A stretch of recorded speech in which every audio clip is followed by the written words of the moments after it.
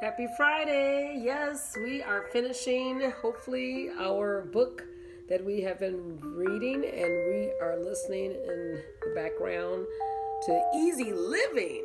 So hopefully you're kicking off to a beautiful weekend of relaxation and accomplishment and getting whatever you need to get done, or just chill and rest. Voice of her own. This should be the last part. Like I said, the rough part was the beginning. You know how Phyllis was kidnapped at the age of 7, and how the conditions were on that ship, and just how that happened over and over and over again. That voyage from Africa to the Americas. Well, we want to come to the best part, and remember how Phyllis maintained her dignity even in the face of very difficult situations where she was actually in the house of the kidnapper. You know, the owner of the whole shipping business and slave ships and all that, the agents and everything. Well, we turn a chapter and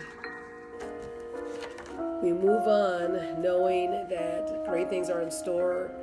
You know, that Phyllis was attractive, she was smart, she was intelligent, and she got the attention of young men expectedly, but she still was able to stay focused. And we know that she loved the Lord. She was introduced to her Father, her Heavenly Father, through the Bible. You know, that was a book that she read and learned. And I found out that at a young age, she was able to translate the Bible. Oh, no, wait, that was Dr. King. He translated the entire New Testament from Greek to another language. But the point is, there are just so many geniuses in our heritage. So don't sell yourself short. You can do so much. And he did that, I think, within 11 days, or the entire New Testament. I read that today with so many of my students' presentations. So let's not limit ourselves because of an assignment. Look, you can do everything. All right. Let's look at this picture. I don't want to drop the phone. It is on an angle here. Let's see. Can I move this while you are looking at some of the pictures? I'm trying to turn the volume down. Okay. All right. All right. Let's look at Miss Phyllis. The test. Okay. It was a bright spring day. We have a few more days before spring arrives. So these are the last 2 days of spring. 17th, we're at the end of the 17th. So really the 18th and 19th, that's it. Those are the last 2 days of winter. And then spring arrives Monday the 20th. Well, it says it was a spring day in 1772. So we're talking about over 300 years ago. But inside the courthouse, the air was still cold. 18 learned men sat in a semicircle. And Phyllis was asked to stand in the middle. Oh, look at this. Come on. What's the contest here? What's the challenge? The men were well known. They included John Hancock, the governor of the colony, Thomas Hutchinson, the lieutenant governor, Andrew Oliver, a merchant, and a distinguished minister. Phyllis was not greased or naked as she had been when she first arrived in Boston on display. But once again, she was to be assessed by white strangers. Oh, but look at her. Excuse me here.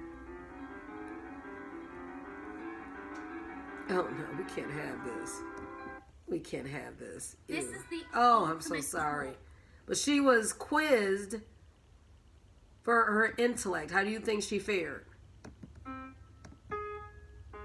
Oh. Well, let's keep on reading. The men had read the collection of poems Phyllis had written, but they did not believe that an African could have written them without help. And yet her mistress, a respectable Christian woman, and her husband said she had. They even wanted the poems published as a book written by a Negro woman? What are you talking about? The idea was ridiculous. Without proof of Phyllis's education, the collection of poems could not be published. No one knows what they asked Phyllis to do to prove her learning. Perhaps to conjugate Greek verbs, remember? Or maybe to recite a poem by the famous English poet John Milton, whom she admired. But she must have convinced them, for the men wrote that they did indeed believe the poems were written by Phyllis, a young Negro girl, who was but a few years since brought an uncultivated barbarian from Africa, and now is a slave. Even with this letter of proof, printers in Boston still refused to publish the work of a Negro. But the Wheatleys would not give up. Remember, this is 1772. Especially Susanna, who had grown to love Phyllis as a daughter. Oh, really? She would fight for her daughter's right to be published, even if it meant sending her to England. How can a Negro girl be so intelligent? Look at her. Look how stalwart, like I said, straight, focused, dignified, controlled. It's in us. Oh, please. Well, oh, look at her with that posture, with that gaze. This chapter is called To Meet a King. On May 8th, 1773, Phyllis Wheatley went to sea for the second time in her life. This was a very different voyage. She was not crouched in the darkness of a stinky cargo hold, but enjoyed the privacy of her, get this, own cabin. The purpose of her trip was to meet with her publisher and all of the English people who had been reading her poems. Many of these people were members of a Christian missionary society and were supporters and close friends of the Reverend George Whitefield. Remember, she admired him. Two of these people, the Countess of Huntington and the Earl of Dartmouth, would use their money and connections to get the book published. All right. So they recognized. That's good. When Phyllis Wheatley stepped off the ship in England, it was not unto the auction block of a slave market, but into the center of English society. Her patron, the Countess of Huntington, had arranged for Phyllis to be received into many fine homes. Everyone wanted to meet the young Negro slave poet from America. Even the king wanted to meet Phyllis. Phyllis had been in England a very short time when she received word that Susanna Wheatley was desperately ill. Phyllis knew that she must return on the next ship.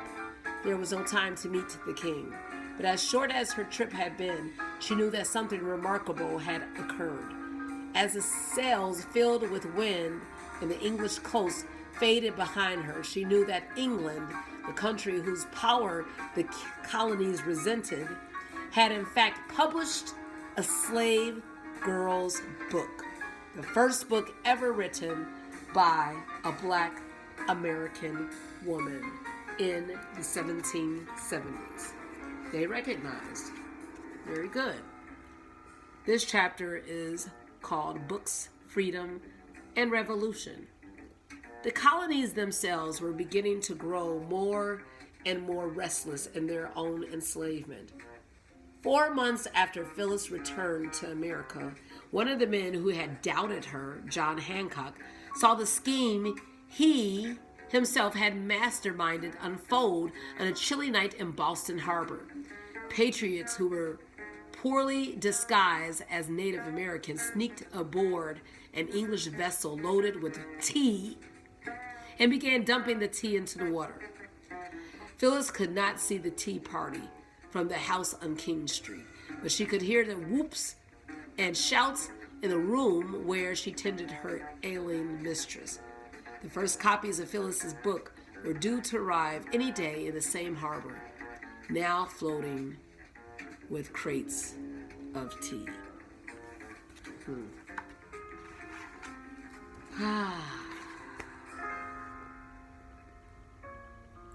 On January 24th, 1774, an advertisement was placed in the Boston Gazette announcing the American publication. This day is published, adorned with an elegant engraving of the author. Poems on various subjects, religious and moral, by Phyllis Wheatley, a Negro girl, sold by Messrs. Cox and Berry at their store in King Street, Boston. The book sold well. 300 more copies were ordered, and they arrived on May 6, 1774. So that's 5 months afterwards. Had they arrived 3 weeks later, they would have never been delivered, for on June 1st, by order of the British Parliament, Boston Harbor was blockaded. The revolution was about to begin.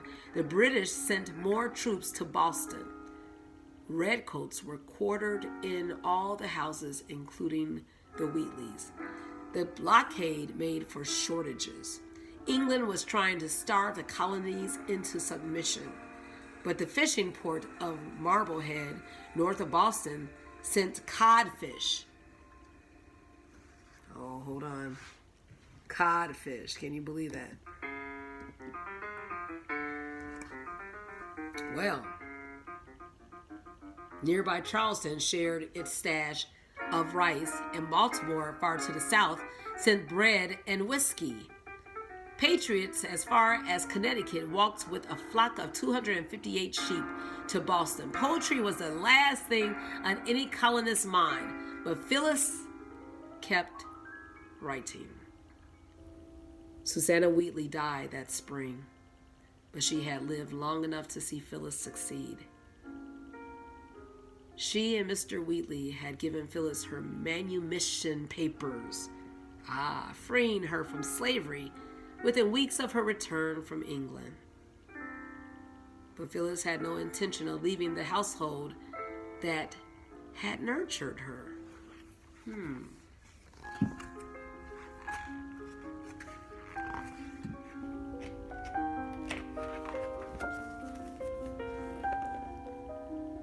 The poet's voice. A candle burned as Phyllis sat alone in her bedroom. The images began to gather in her head as once more the light of the rising sun crept over the edge of the land. There was again the figure of her mother carrying the calabash, the plains of Africa reaching endlessly, with their tall grass bending in the wind. The same wind that blew the ships, with their pale white sails like birds of prey that came to snatch her away. Phyllis let the image of the sun fill her mind. She was trying to write a reply to a poem that an English Navy officer had written to her. A new law had forced the people of Boston to give English soldiers lodgings, and 2 were quartered at the Wheatley house. She was trying to explain to the officer where she had come from. Phyllis was trying to recall Africa's beauty. For after all, the same sun shone both there and here, and in England. She must bring the pictures in her mind to these gentlemen who had come on the king's business of bending America to his will. She must, for she was a poet. And there's the epilogue. A year after Phyllis wrote the poem Reply to the English naval officer, she met George Washington, commander of the Continental Army. General Washington was headquartered with his troops in Cambridge, Massachusetts. Phyllis had written to him previously, including a poem entitled, quote unquote, "To His Excellency General Washington." In his reply to her of February 28, 1776, he addressed her as Miss Phyllis. It is thought by scholars that this might be the first time in George Washington's life that he addressed a Negro woman as Miss. In March of that year, the poet and the general met in Cambridge. We're still in March. Well, the poem she had written to him was published the following month in the Pennsylvania Magazine, then edited by Thomas Paine. In 1778, Phyllis married John Peters, a struggling black businessman. She bore him 3 children, all of whom died in infancy. Phyllis Wheatley wrote her final poem, Liberty and Peace, which celebrated the end of the war. Phyllis Wheatley died nearly penniless in a boarding house in Boston that same year. She was only 31 years old, but she had made an indelible mark on American literature.